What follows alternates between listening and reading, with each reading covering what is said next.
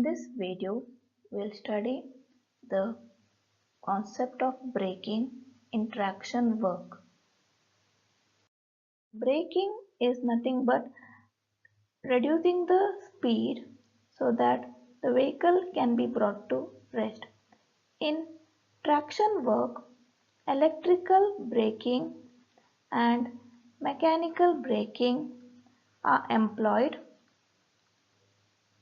for bringing the vehicle to rest. Mechanical braking is in which the braking force is applied by the rubbing action of brake blocks on the thread of the wheels.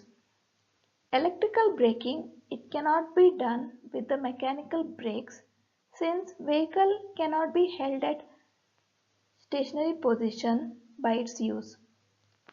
The advantages of using electrical braking is that it reduces the wear on the mechanical brakes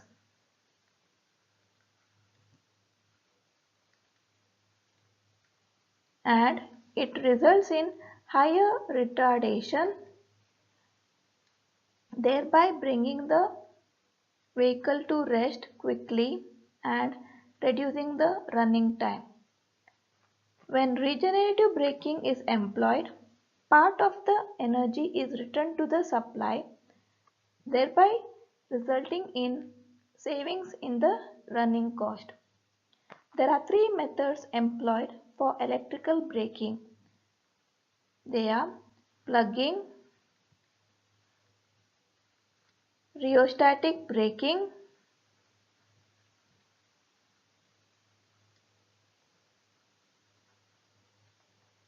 and regenerative braking.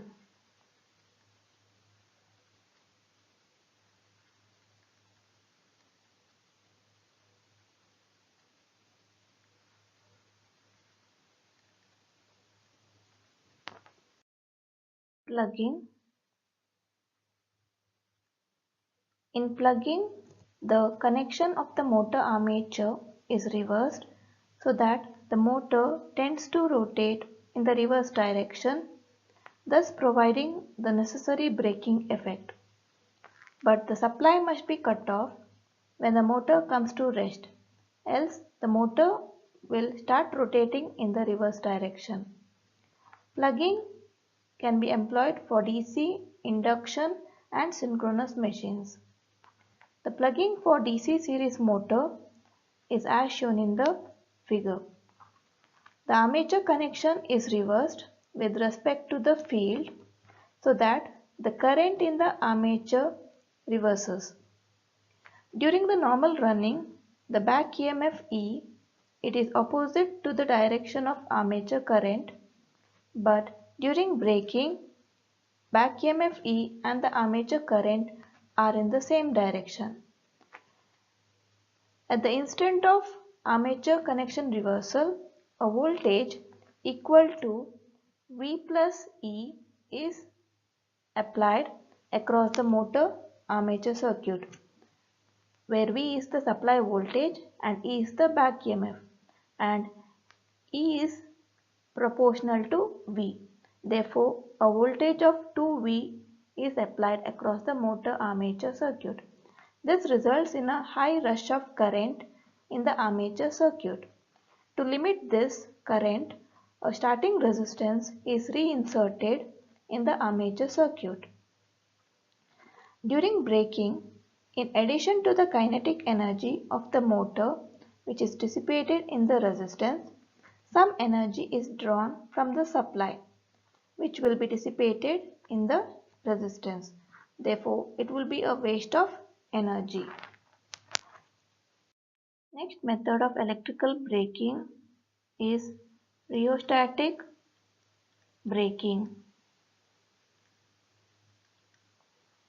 When two or more series motors are used for traction work, the motors will be connected in parallel across a resistance. The kinetic energy will be utilized in driving the motors as generators, which will be dissipated in the form of heat in the rheostats connected. The two machines in parallel will equal to two series generators in parallel, and to self-excite it, an equalizer connection will be used as shown in the figure. If the equalizer connection is not used, then the machine which will build up first will send a current through the other in the reverse direction, resulting in the second machine exciting with the reversed voltage. Therefore, the two machines will be short-circuited on themselves and it might burn out due to large current value. The equalizer will prevent such a condition. Another way of rheostatic braking is to cross-connect the fields of the two motors as shown in the figure. Suppose the voltage of motor 1 is greater than that of motor 2. It will send larger current through the field of motor 2, causing it to excite to a higher voltage. But its own excitation will be kept down because of the induced EMF of motor 2, which is less. Thus, automatic compensation is provided and the two machines will operate satisfactorily. Next is regenerative braking.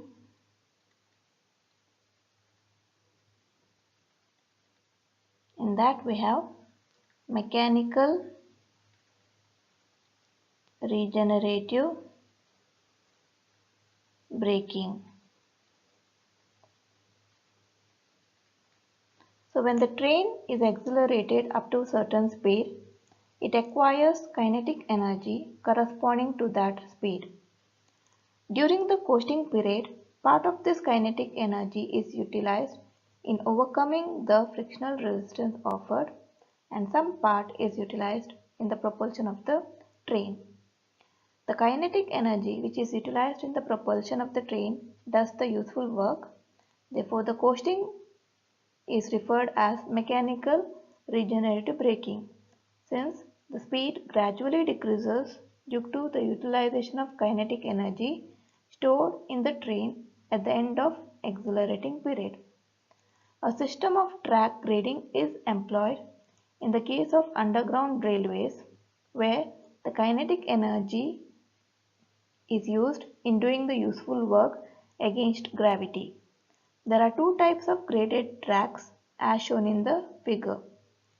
When the train is at station A, it possesses certain potential energy which is utilized in its descending down the gradient till it reaches the level tracks.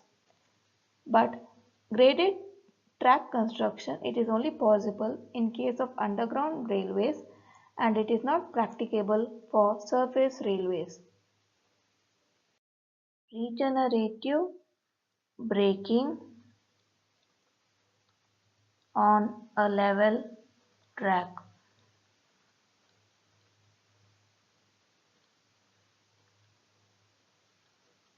When regenerative braking is employed on a level track, the amount of energy returned to the line depends on the initial and final speed during regenerative braking, the efficiency of the system,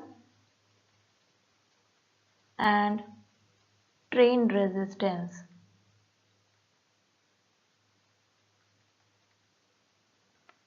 If regenerative braking starts at a speed of V1 km per hour and ceases at a speed of V2 km per hour, then the kinetic energy stored in the train at a speed of V1 km per hour is equal to half into 1000 WE into V1 into 1000 by 3600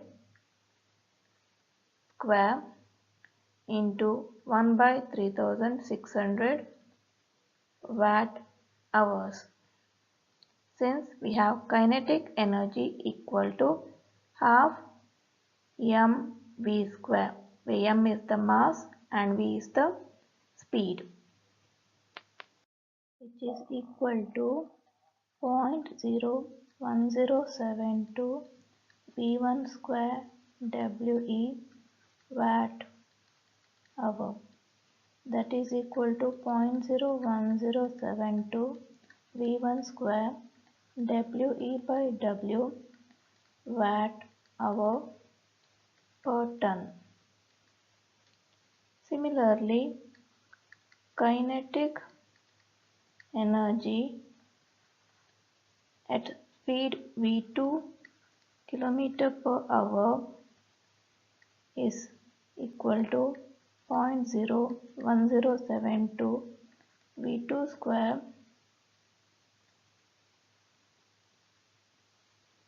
into we by w watt hour per ton.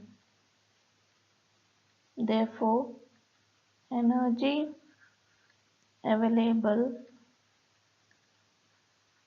is equal to 0.01072 we by w into v1 square minus v2 square watt hour per ton. If d is the distance covered in kilometer during regenerative braking,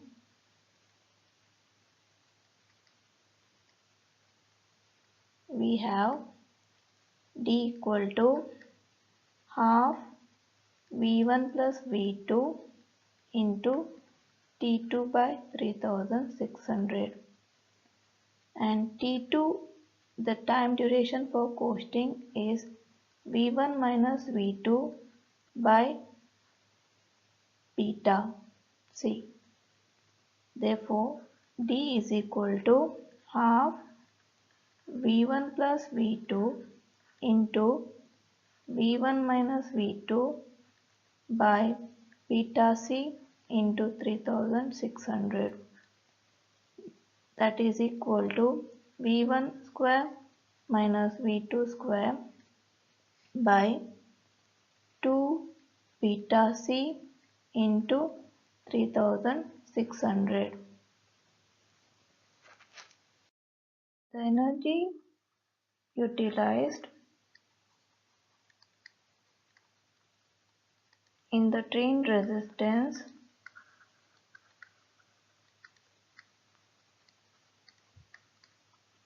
is 0.0278 Rd, where R is the specific resistance in newtons per ton and d is the distance covered during regenerative braking.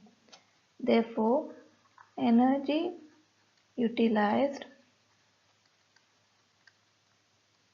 equal to 0.0278 Rd in watt hours per ton. That is equal to 0.0278 R into v1 square minus v2 square by 2 beta c into 3600. That is equal to 0.0139 v1 square minus v2 square R by 3600 beta c in watt hour per ton. Therefore, energy returned to the line is equal to neta into energy available minus energy utilized, that is neta into 0.01072 WE by W into V1 square minus V2 square minus 0.0139 into V1 square minus V2 square R by 3600 beta C in watt hours per ton, where neta is the efficiency of the system.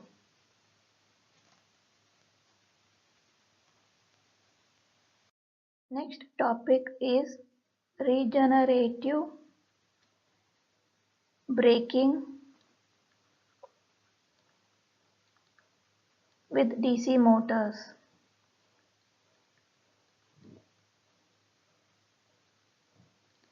The terminal voltage of the DC motor, it should be greater than the supply voltage for the regeneration to take place in the DC motor. Also, this voltage should be held constant at this value irrespective of the variation in speed or the braking torque. So the DC series motor needs some modification so that it can be used for regenerative braking. During regeneration, the current through the armature reverses, and since the excitation of the field has to be maintained, the field connection should be reversed. So as to avoid the short circuit condition. So if the field connections are not reversed, the regenerated current in the field will reverse the field, which will reverse the back EMF of the motor, and hence the supply voltage V and the back EMF E will aid each other, resulting in short circuit condition. One method of regenerative braking for series motors is the French method.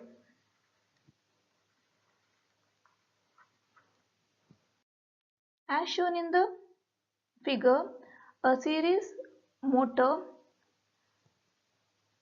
with its main series field winding is connected across main series field auxiliary windings. So during regenerative braking, the auxiliary field windings will be placed in series with each other, and it will be placed across the armature and the main series field winding. So the machine will act as a compound generator, and if there is a slight change in the line voltage, the shunt excitation, which is sensitive to such changes, will result in the EMF of the generator to increase or decrease, thus providing the necessary balance. That is, if the line voltage tends to increase beyond the EMF of the generator, the increased voltage across the shunt circuit will result in large exciting current through it, causing the EMF of the generator to rise. And the reverse happens when the line voltage tends to fall. So this arrangement is called self-compensating. In locomotives where 4 or 6 series motors are used, then there is no need to use the auxiliary windings. During normal working, all the motors will be in series with their respective field windings as shown in the figure, but during regeneration, the motor armatures will be in parallel with the field windings of all other motors except one. An alternative method of regenerative braking is using an exciter to control the excitation of the field winding during regeneration. The exciter is either axle driven or driven by motor operated from auxiliary supply. As shown in the figure, the exciter E, it has separately excited winding whose excitation is controlled by the driver, and it has a series winding which is connected in the main motor circuit in such a way that it opposes the separately excited winding during regeneration. The series winding is F2 and the separately excited winding is F1. So F1 and F2, they are arranged to oppose each other during regeneration. If the line voltage decreases, it will increase the regenerated current through the motor armatures, and the excitation of F2 will therefore increase. And since F1 and F2 are opposing each other, the excitation of F1 will decrease, which will result in decrease of EMF of the exciter E. So when the EMF of the exciter falls, the current in the field of motor 1 and 2 decreases, which will result in EMF of motor 1 and 2 to decrease. Hence, there is compensation provided for the decrease in the line voltage. In the figure 2, we have the exciter armature connected in the circuit of the field windings and the stabilizing resistance. So the current in the stabilizing resistance is equal to the regenerated current plus the exciter current. If the line voltage falls, then the regenerated current increases. This will cause greater voltage drop across the stabilizing resistance. So the balance of voltage available in the exciter armature circuit is reduced, which will result in reduction in the exciting current for the fields of motor 1 and 2. This will decrease the induced EMF of the generators, thus providing the compensation. The function of the stabilizing resistance is to prevent the current surge when the vehicle crosses one section of the supply to another and to compensate for the variation in the line voltage.